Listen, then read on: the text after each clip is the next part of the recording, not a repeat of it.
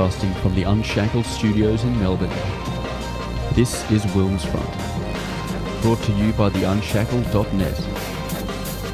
Now here's Tim Wilms.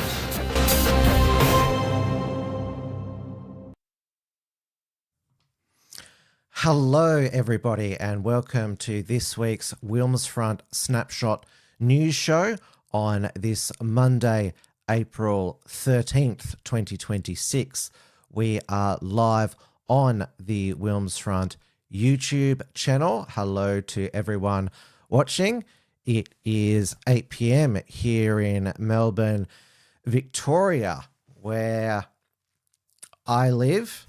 I can now get unleaded 91 petrol for $2.18 per litre. So obviously that includes the fuel excise halving and the GST revenue forego by the states. So if you added that back on, it'd be about $2.50 per litre, which is got up to about $2.60 just before Easter.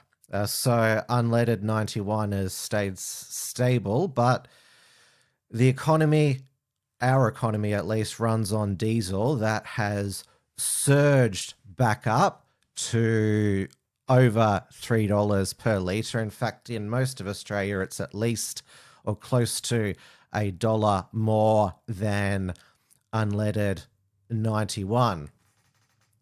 According to Chris Bowen's weekly fuel reserves update, he only provides them weekly, so still not much transparency there.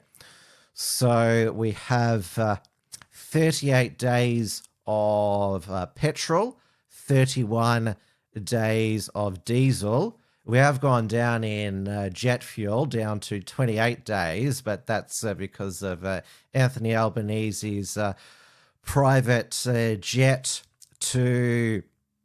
I thought he was going to go to Singapore and then he was going to fly to Malaysia and Brunei, but he's actually come back to Australia today to do his breakfast TV blitz because it's the official unveiling today of the $20 million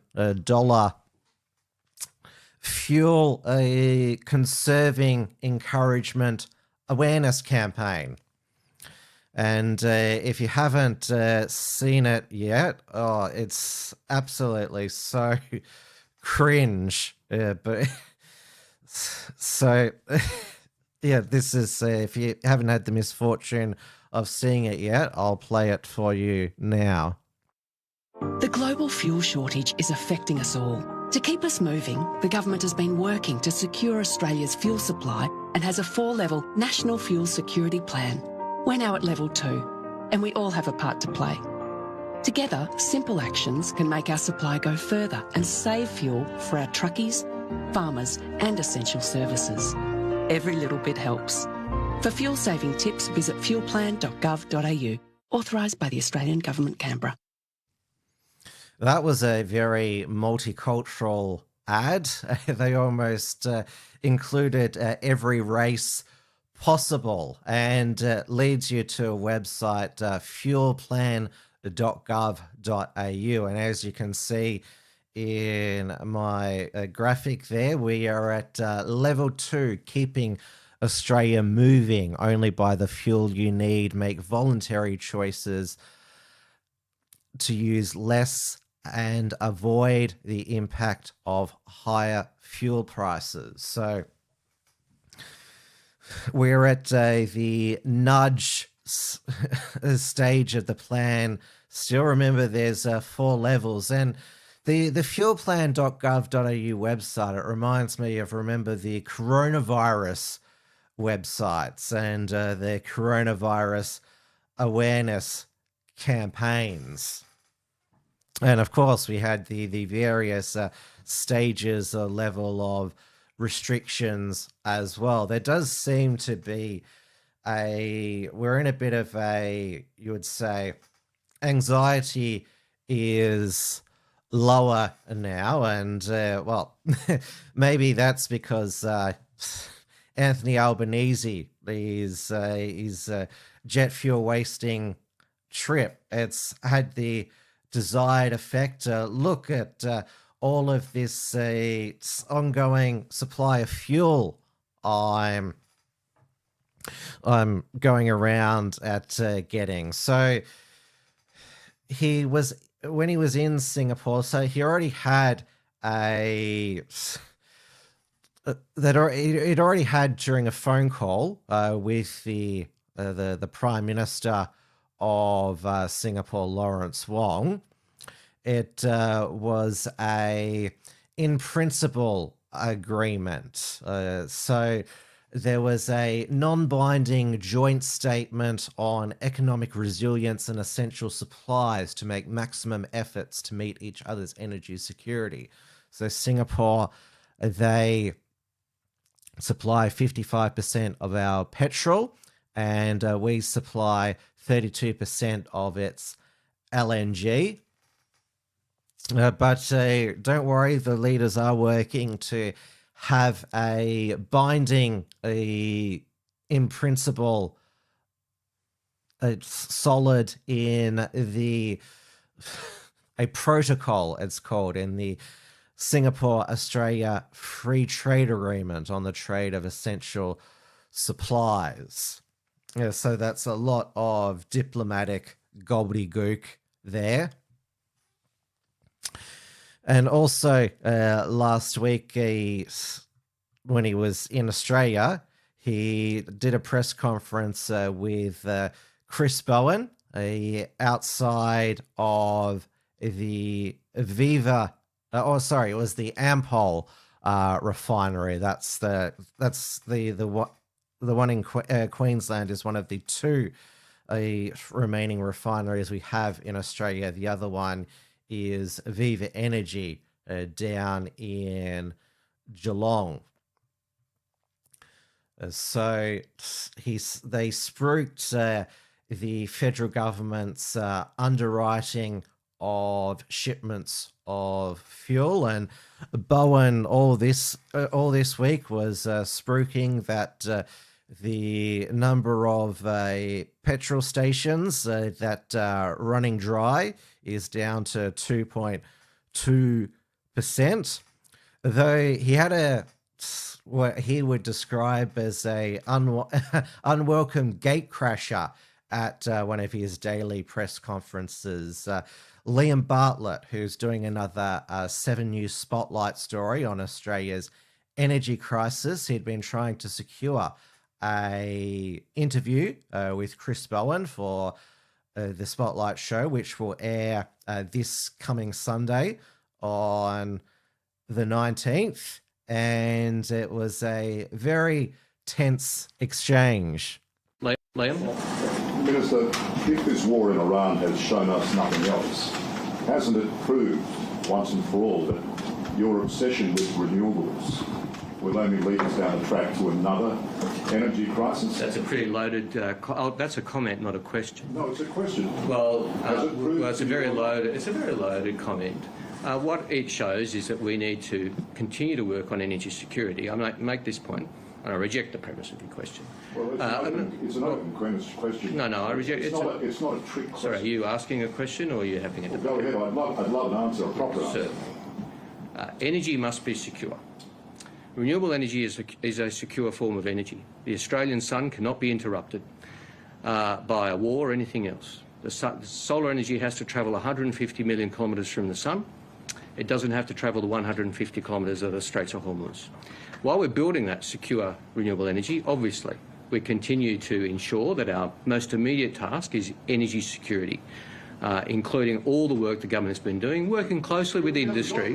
That's why you were here this morning. Working closely with industry to ensure the secure supply for Australians. That's what we've been doing. That's why I've been providing updates every day to the Australian people in press conferences And that's why I'm able to say not a single ship that has been expected to arrive in Australia has been interrupted. Go behind you. You're playing catch-up. I'm going behind you. No, you're playing catch-up. Can you have a little bit more respect for your colleagues? During this crisis, do you put the flag up and say, listen, I'll resign and hand it over to someone who's more competent? There's a journalist behind you who has a question. I'm going to go to her. Well, and then I'll... Look, I've been trying to ask you questions I'm here. since the 24th of January. Open and honest questions about your renewables obsession. And your office has continually, 13 emails, Minister, continuously rejected our approach. Now, why can't you sit down and answer open, honest questions? I've held a press conference every day. This is the first press conference you've been to ask me a question. I've taken one question. I'm going to go to the journalist behind you. One question. And I'll come back. Very brave. I think you need to show a bit more respect to your colleagues. This is a full room of journalists. Everyone gets one question. I think everyone here would like to know the answers, actually. I think everyone here would like to ask their own questions. Behind you. Minister, would you heed... Notice how Bowen there tried to shut him up by saying, show a bit more respect to your colleagues, when in that situation they all should have hunted as a pack and continued hunting, demanding an answer from Chris Bowen. It sort of reminded me of how Bill Shorten tried to avoid the question from Jonathan Lee during the 2019 federal election campaign about his climate emissions policy. What about the cost to the economy? And he said, I'm going to give your colleagues half a go. And he said, but you haven't answered the question. And now the next day, Chris Bowen said that he wouldn't be appearing on 7 News Spotlight because it's not a serious news program. That's quite a sweeping statement. But Liam Bartlett, he would have another story that he would have done that would have upset the Albanese government was on detransitioners. Obviously, the Albanese government, they do not... they're not wanting to change the Sex Discrimination Act to protect biological women, or they are not going to have a Senate inquiry into puberty blockers and cross-sex hormones. So they clearly think that 7 News Spotlight and Liam Bartlett are a pain in their backside. And now you saw Chris Bowen in that exchange basically double down to say that the sun is a secure form of energy because it can't be blocked out during a war. Well, Mr. Burns could block out the sun. I mean, didn't Bill Gates wasn't one of his ideas to try and dim the sun to fight climate change? So the sun is good for climate change, but also bad for climate change. Now, of course, we had Anthony Albanese say that Donald Trump's threat before the fragile ceasefire was announced to end a civilization was not appropriate and concerning. He and Penny Wong have called for de-escalation. That's one of their favorite words, and said that the ceasefire should include Lebanon. And you also heard Bowen there say that all the ships are still coming. Well, a lot are coming from the United States. So it's when Trump was saying, I'm not interested in the Strait of Hormuz, buy your oil from us. Well, that's what Bowen and Albanese have been doing. The Saudi oil pipelines have been operating at maximum speed, but that can't replace the traffic through the Strait of Hormuz. Now, Albanese in his media blitz today was open to allowing more onshore or oil drilling, which is what Nationals leader Matt Canavan has proposed, though Albanese said, oh, well, when he issued the licenses for the Great Australian Bight, they expired because the oil companies couldn't find any there. So it's basically trying to say, well, Matt Canavan had the power. He couldn't really do much. Matt Canavan called in his National Press Club speech for a economic revolution. So he wants to reverse Australia's declining living standards and resource sovereignty. So obviously scrapping net zero and invest in all forms of energy. So Queensland Liberal National Party Premier David Crisafulli wants the federal government to speed up oil and gas exploration in central Queensland, but under the new environmental protection laws that they passed with the help of the Greens, a fossil fuel project can't be approved in the national interest. But again, it can be changed. The Labor can negotiate with the new coalition leadership to change that. Of course, laws can be changed if there's enough votes there in the parliament.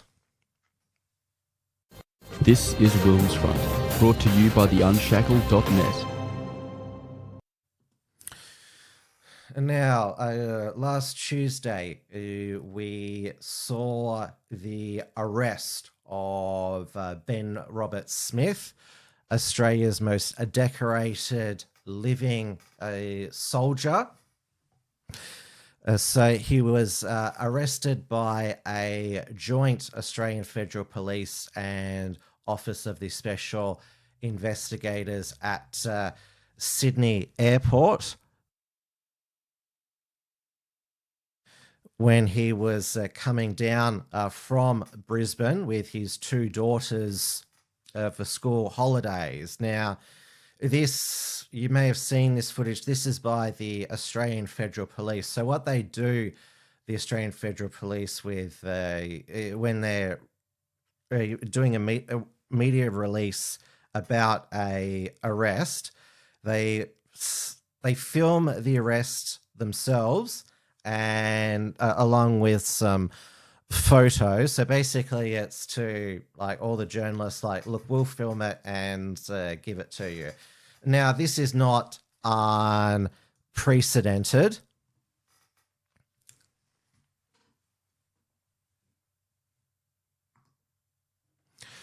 You may remember that when Joel Davis was arrested by the Australian Federal Police in November last year, it was filmed as well. Now, the arrest was confirmed in a press conference by our DEI, Australian Federal Police Commissioner, Chrissy Barrett, who we've become quite familiar with over in the aftermath of the Bondi massacre. She doesn't fill any of us with confidence. She always feels very nervous, and she's reading from a prepared statement. And the Albanese government announced another DEI appointment today. And is it a coincidence that it's the week after Ben Roberts-Smith was arrested? Susan Coyle to be the first woman to lead the Australian Army. Not Susan Boyle, Susan Coyle. So they love the Albanese government.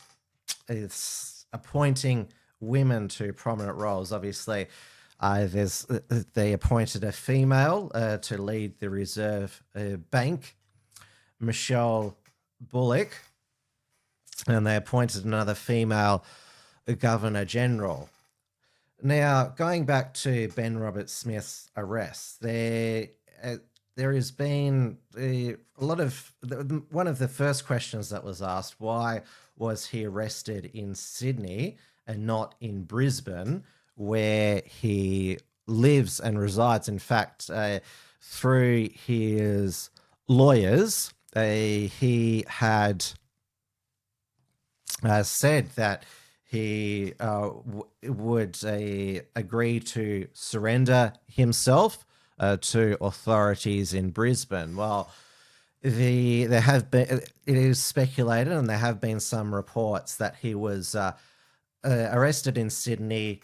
It's because, well, if you're arrested in a state, then you're tried in that state. He's not going to be tried, obviously, in Afghanistan. So it'd be in the New South Wales Supreme Court.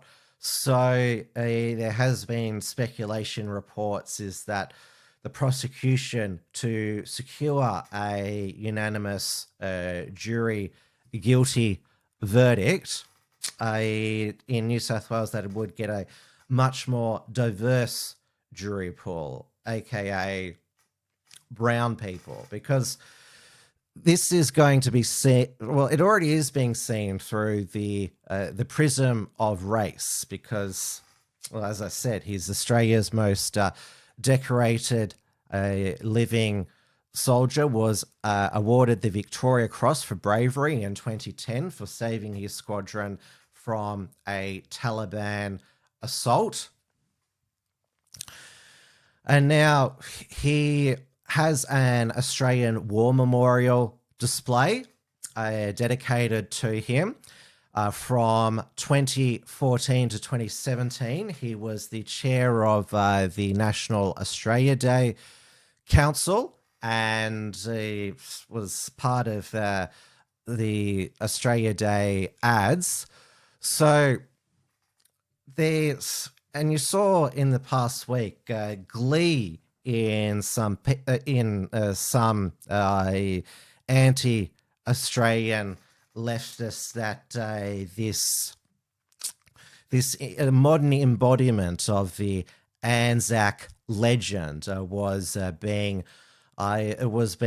arrested and torn down, and has been, well, he's, of course, he is entitled to the presumption of innocence and is entitled to a fair trial. But of course, we know that the far left, they declare people guilty without a trial.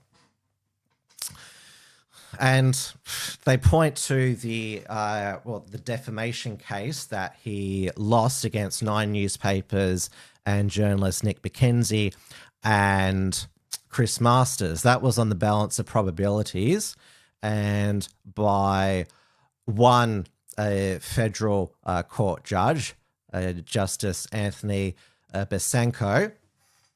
So this is going to be a criminal trial beyond reasonable doubt. Now, what is another layer to this is that when the 9 newspapers published these war crime allegations against Ben Roberts-Smith, he was the general manager of Channel 7 in Queensland. So it was a hit piece on not just a decorated SAS soldier, but the head of an executive of a rival media organization. Kerry Stokes funded his defamation defense. Now, the war crime reports and allegations triggered the Brereton report, which was published in 2020, which concluded that there was credible evidence of 39 unlawful killings and recommended 19 people to be investigated. Now, I remember when this was released at the time. Remember, Scott Morrison was the Prime Minister, Linda Reynolds was the Defence Minister, they really, when they talked about it, they really dragged the reputation of the SAS down. It was that this is a massive blight, which, of course, we should hold our SAS officers in absolute high regard. They are the bravest, some of the bravest people in our nation. And I haven't been to war. A lot of others haven't been to war, and they were there because they were sent there by our government. And the top brass who kept sending them there on repeat tours. Ben Roberts-Smith did 6 tours of Afghanistan. That wears you down. You have to remember, a Taliban operative infiltrated a Australian base, murdered 3 of our soldiers. There were 41 who were killed in Afghanistan, and in that type of war, it's hard to tell who the enemy is, because obviously all the Afghani people look similar. It's not like in World War II, when obviously the enemy, Japan, their troops look Japanese. And now he's facing 5 war crime murder charges.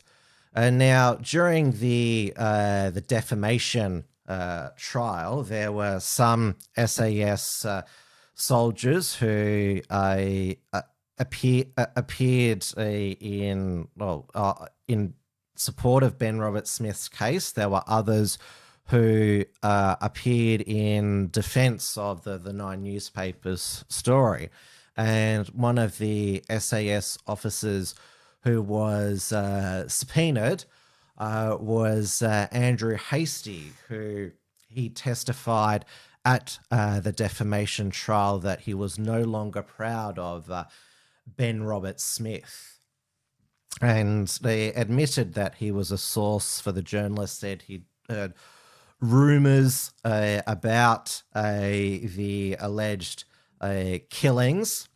He never served directly with Ben Roberts-Smith in Afghanistan. So he put out a statement, Andrew Hastie, a few days after Ben Roberts-Smith arrest, where he says that he was subpoenaed during the defamation case, and he said Mr. Roberts-Smith is now facing criminal charges in relation to this operational mission, so it is possible that I will be called as a witness to this trial. I urge every Australian to respect the rule of law, the criminal justice system, and the accused's rights to a presumption of innocence and a fair trial.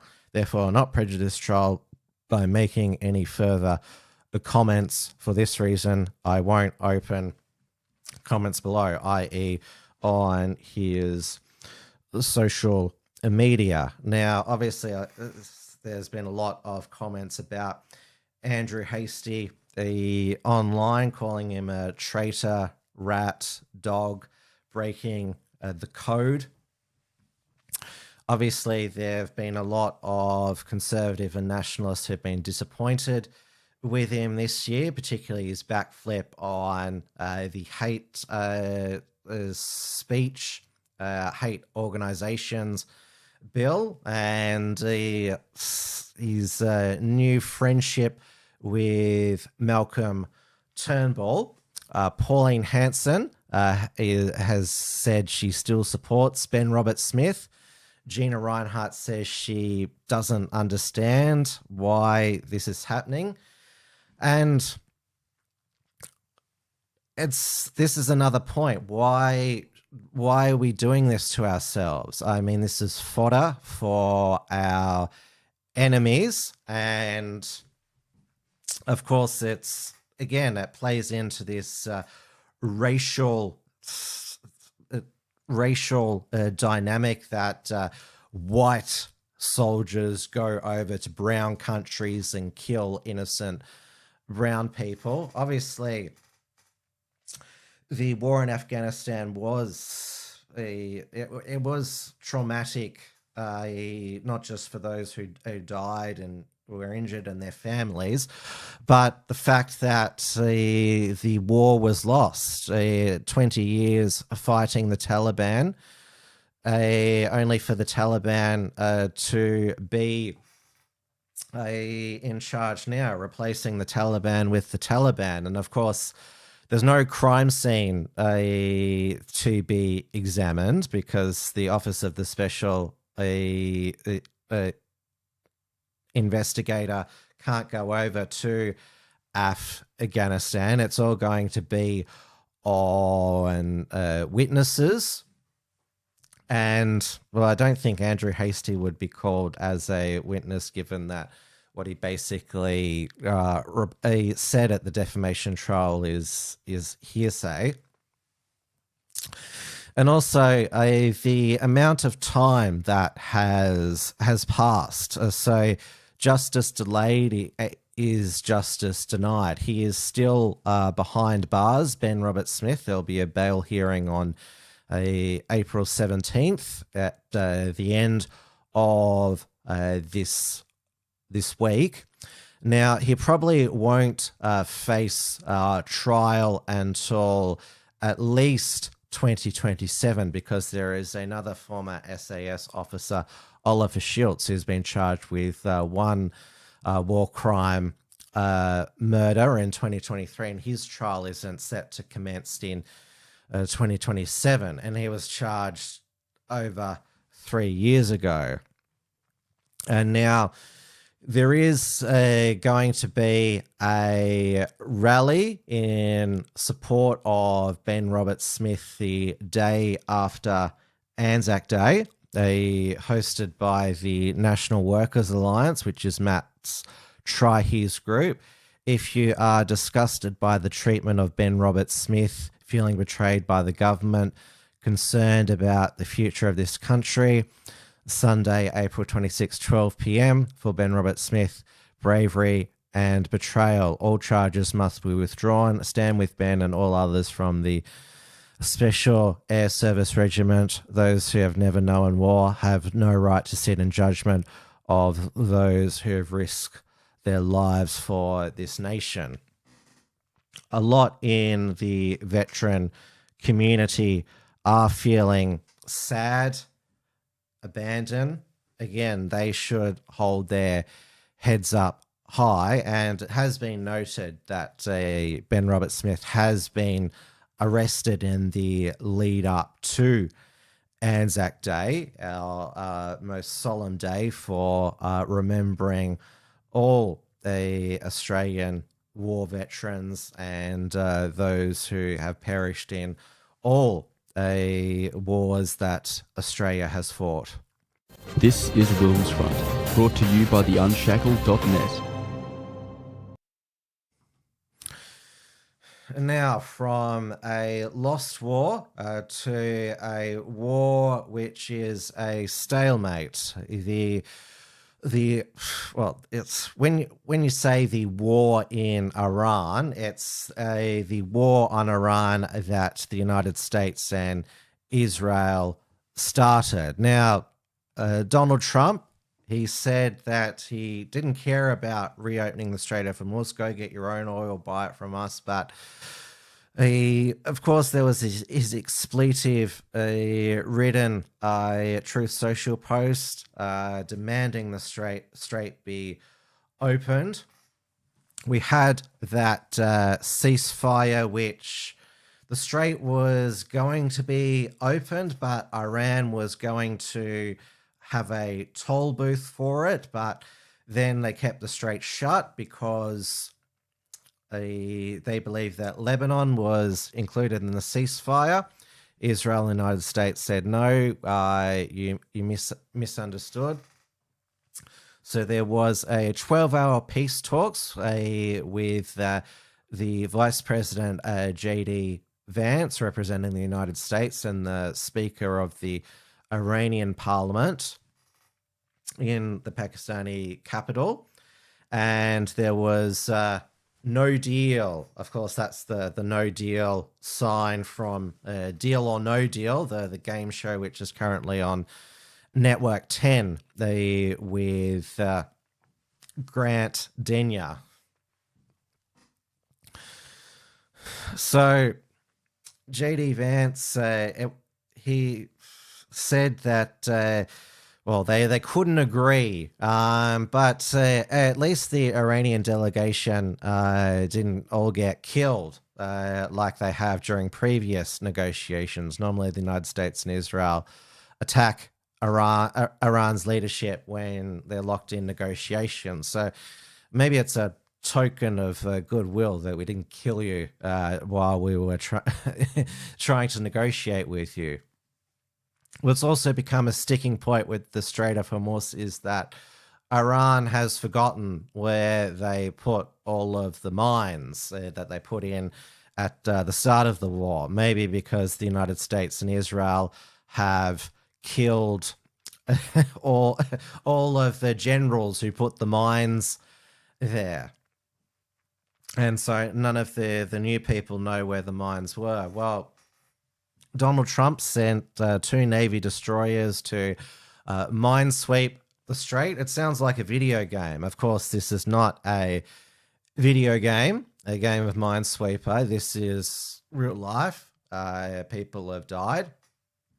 People are suffering, particularly in third world countries, because they are much more affected immediately by the fuel shortage.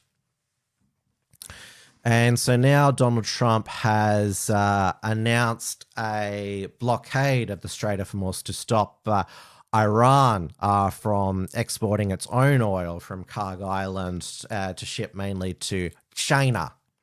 And that means that there's going to be even less oil traveling the world. So the price of Brent crude oil shot above $100 a barrel again. And of course, we had Ukraine last week blow up a Russian export terminal. So that means less oil.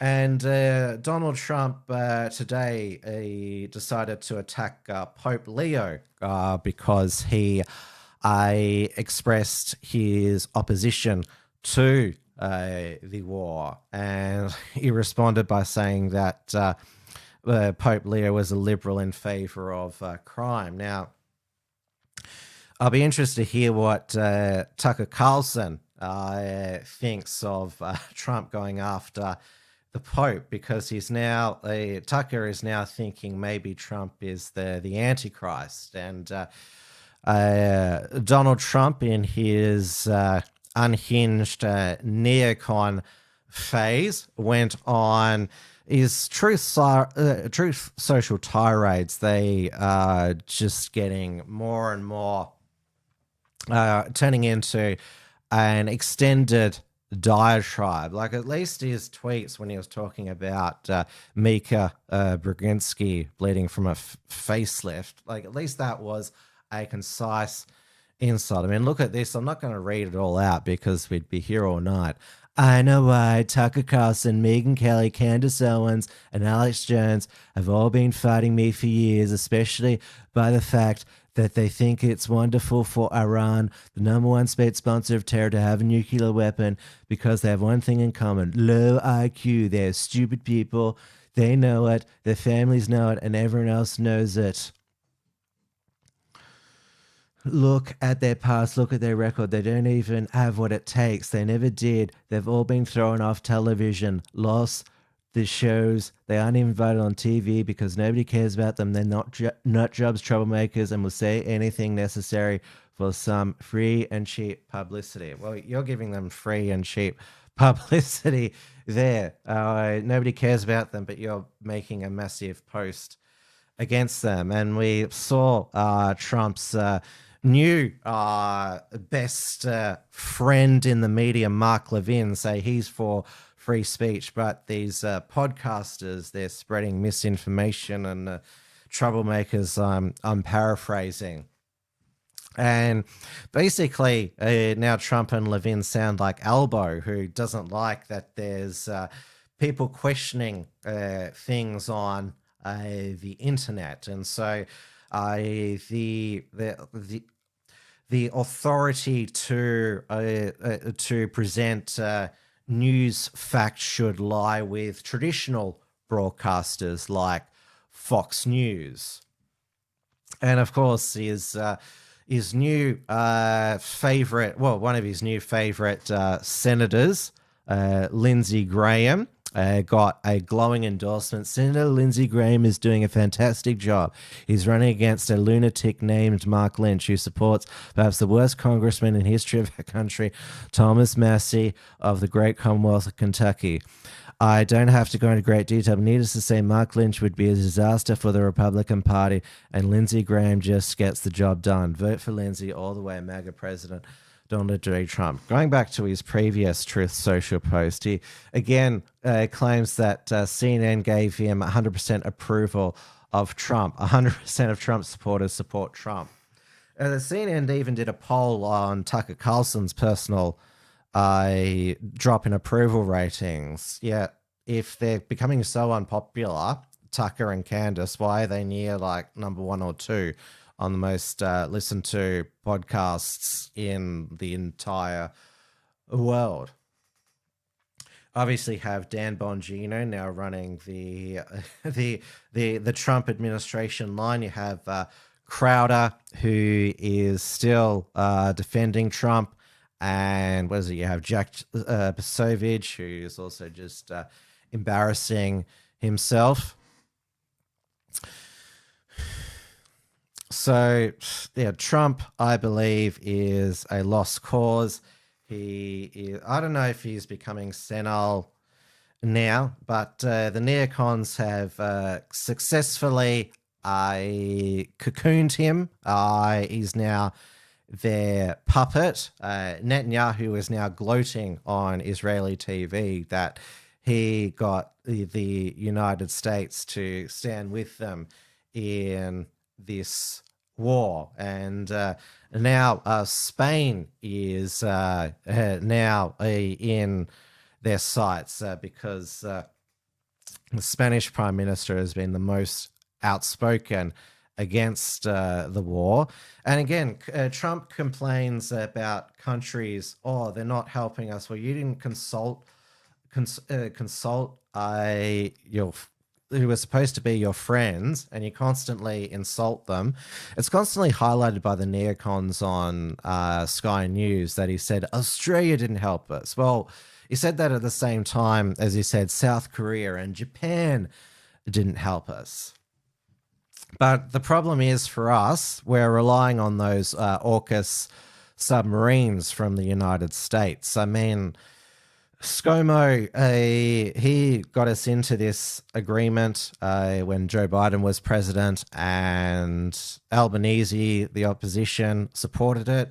Maybe we'd be better off to stick with the French subs or the diesel, but they were diesel. And of course, we've got a shortage of diesel. But what about the Japanese nuclear subs? I mean, that was Tony Abbott's first preference before he was removed as prime minister. So we are really in a predicament with Trump. If he doesn't like what you're saying, he'll slap a tariff on and knock you around. This is WilmsFront, brought to you by the Unshackled.net.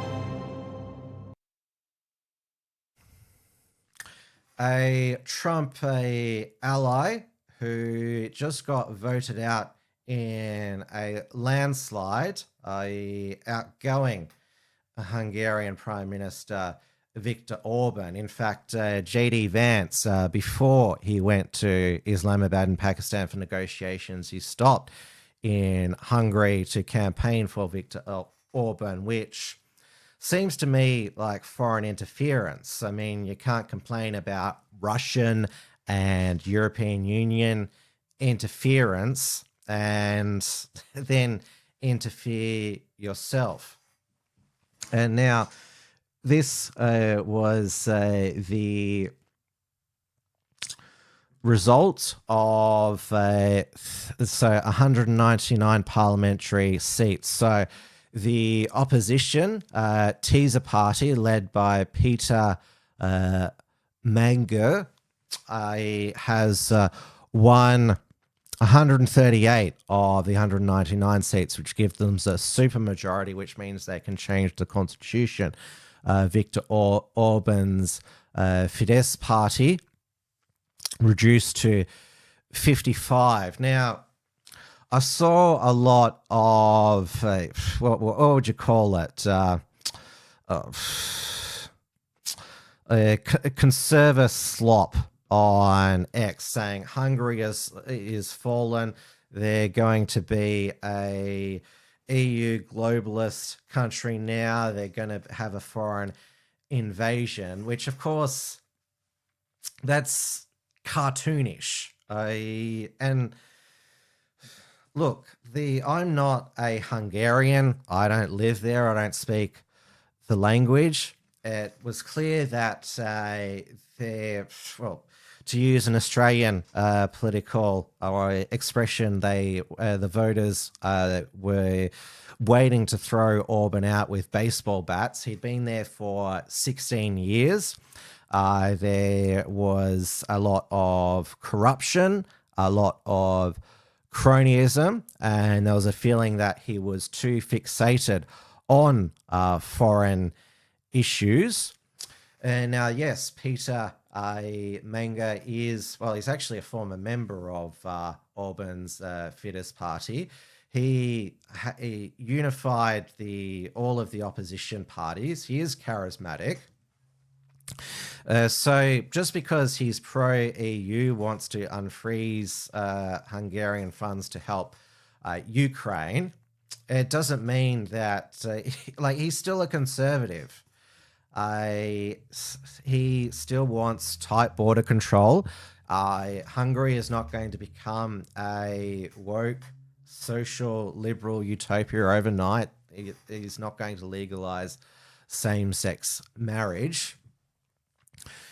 It was basically, again, it was a cost of living election. Peter Munro campaigned on local issues. And the people of Hungary, if it comes with a choice of aligning with Russia and the East or the West, it's funny, we're almost in a stage now where Western society is seen as the baddies. That's sort of how I interpret some of those who are mourning Orban's defeat. But you have to remember that Hungarians were oppressed as a Soviet satellite communist state after the Second World War. In fact, in the Melbourne Summer Olympics in '56, the Soviet Union Red Army had just invaded Hungary, and there was a violent water polo game between the Soviet Union and Hungary. In fact, Australia accepted a few Hungarian of those water polo players as refugees. So they have a long memory, Hungarians, as do Poles as well. So yes, they may be traditionalists, but they still want to be part of the West. And they have clearly made a choice. And for all of those mainstream media journalists and academics who called Viktor Orban an authoritarian fascist, well, how was the opposition able to campaign freely, hold massive public rallies, and win in a landslide with Orban conceding defeat? That doesn't sound like what a fascist authoritarian does, who says, yeah, I lost, and congratulates the victor. That's not how autocrats work. So again, the media and the academics need to stop throwing this word around. Yes, checks and balances can be eroded under a long-term government. I mean, just look what's happening in Victoria, entrenched Labor government, the checks and balances, the cronyism here with former government ministers appointed to boards, and then of course we have the corruption with the big build. I mean, but we're not a fascist authoritarian state. Well, we kind of were during the COVID years. I will concede that. But why did Trump, if he did any due diligence, he would know that Orban was a goner. And so why did he do this Truth Social post saying, Hungary, get out and vote for Viktor Orban. He's a true friend, fighter, winner, and has my complete and total endorsement for re-election as Prime Minister of Hungary. Viktor Orban will never let the great people of Hungary down. I am with him all the way. Why would you back a loser? And of course, the Trump administration is insanely unpopular across all of the Western world. In fact, it probably has even increased after this war. I think, was it about 70% of Australians blame him for the higher petrol prices. So imagine if Peter Dutton at the last federal election got JD Vance to fly over to endorse him. What that would have done to the result, it would have been an even bigger landslide for Albanese. This is WilmsFront, brought to you by the Unshackled.net. Finishing back home, and it was a bad day for the current Premier, Jacinta Allan. She lost 3 of her cabinet ministers to retirements. Health Minister Marianne Thomas, Finance Minister Danny Pearson, who was the main head kicker in the state Labor government, and Water Minister Gail Tierney, who's bailing in the middle of a drought, a water crisis where they're having to turn on the desal plant. And now there have been rumours that Jacinta Allan will be replaced by Labor power brokers, probably by her deputy Ben Carroll, who's from the right of the party, because she's the most unpopular leader in Australia. Though, of course, the Victorian Liberal Party, they keep shooting themselves in the foot. Well, when I say more like having friendly fire with each other. Jess Wilson, the opposition leader, did announce a policy that will recruit 3,000 new police officers with an aim to fully reopen 40 police stations. Now, a lot of them are going to be recruited from overseas, $5,000 signing bonuses, officers from the UK, Ireland, and New Zealand. Well, we already have a New Zealand police officer who relocated to Victoria Police, the Chief Commissioner, Mike Bush. Now, One Nation, of course, is polling in the 20s here in Victoria, though now there is much more media scrutiny on a One Nation and its operations. So Pauline Hanson announced that she had sacked a party employee, Sean Black, who went to jail for 2 years after being convicted of raping his then wife in 2007. Now, in Pauline Hanson, in her interview with James McPherson last night, you could tell that she clearly believes that he was wrongly convicted. I mean, when it comes to a lot of, and Pauline has been strong against men being falsely accused by spouses. A lot of the time, well, you look at the Bruce Lim and Brittany Higgins case. It was he said, she said. So Pauline Hanson tried to make the case that he'd served his time, but she's been asked, how can you have tough on crime, tough on sex offenders when you have one working for your party? She decided that she had to sack him. She said, he's now married with 2 children, so clearly his current wife has no problem with him. So, and we also have the parliamentary IT department leaking One Nation draft policies, which is the Australian Federal Police should investigate that. But again, Chrissy Barrett, would you trust her? But it's interesting, it's the Australian News Corp paper which is really going after One Nation at the moment. They are favourite to win the Farrer by-election on May 9. It's 1 week after the Nepean by-election on May the 2nd. And of course, the Liberal Party Administrative Committee under State President Phil Davis, the one who tried to get rid of Moira Deeming and other Conservative women, selected the mayor of the Mornington Peninsula to be their candidate for a Nepean, who I actually celebrated the election of the Labor member for Hastings, Paul Mercurio. So they really know how to pick them in Victoria.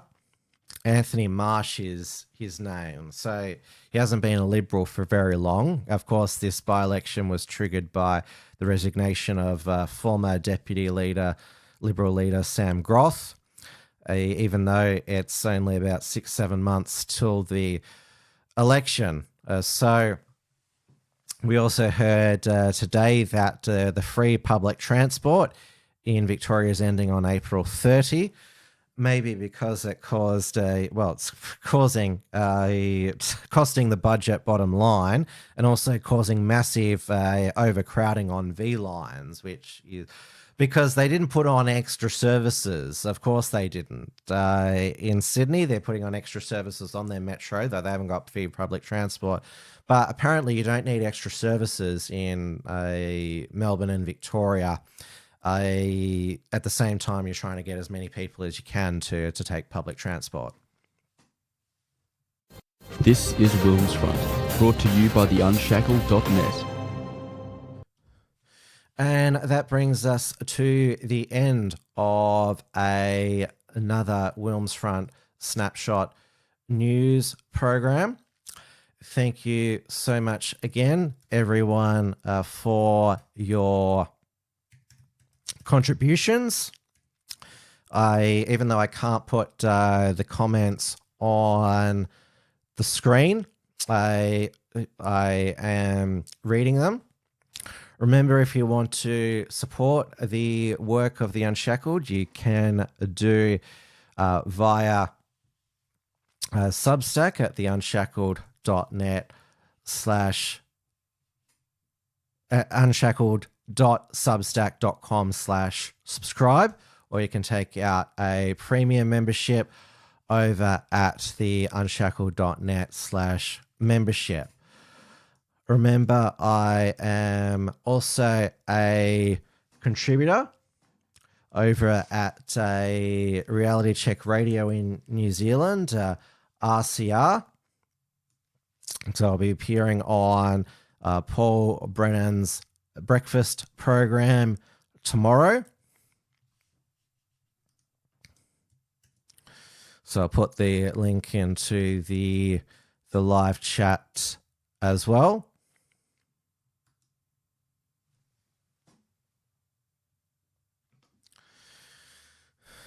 So it's a reality check radio. They've also hired their first Australian host. So you may be familiar with a surging influencer, actually based here in Melbourne on the Mornington Peninsula, Lisa Jane Spencer. She's now a reality talk radio host for. They're expanding into Australia, which is great to see. I recommend you follow her on Instagram because she's got some absolutely hilarious videos. Thank you so much again. I'll let you know when there's a WilmsFront Snapshot, WilmsFront featured interview program. And I have recorded some more reports from Tiger Melt with Richard Wollstonecroft. The first one I'm hoping will be out tomorrow. So please, everyone, stay safe, look out for each other. And yeah, again, try not to doom scroll too much. Try to just live your best life. We know that there's going to be so much uncertainty. No use getting black-pilled. We have just to roll with it. Good night, everybody. Thanks for tuning in to WilmsFront. Visit timwilms.com to view the archive of episodes, and keep visiting theunshackled.net to view all our shows, and to keep up with the latest real news and analysis.